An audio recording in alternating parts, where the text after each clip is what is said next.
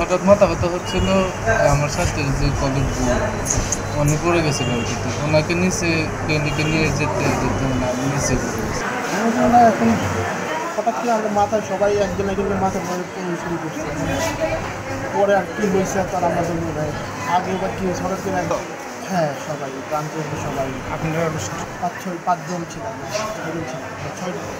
প্রাথমিকভাবে আমরা ঘটনাস্থলে আসার পরে আমরা তদন্ত করে যেটুকু পেয়েছি সেখানে আমাদের তদন্ত টিমও প্রবেশ করেছিল ভিতরে।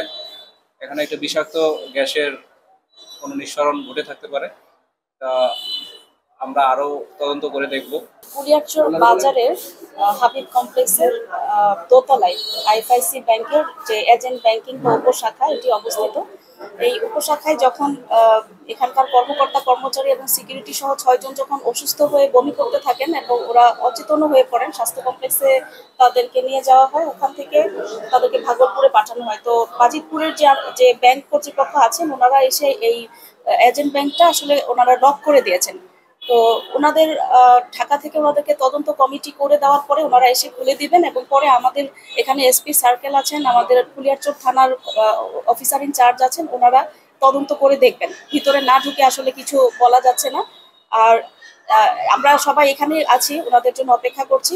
আর আসলে ঠিক কতটুকু ক্ষয়ক্ষতি হয়েছে, ডাকাতি আদৌ হয়েছে কিনা, প্লাস হচ্ছে চেতনা নাশকটা যেটা ছিল এটা আসলে কি ধরনের চেতনা নাশক ছিল, এগুলো তদন্ত না করে আসলে বলা যাবে না। আমরা অপেক্ষায় আছি, তদন্ত করার পর আশা করছি সবকিছু আমরা জানতে পারবো।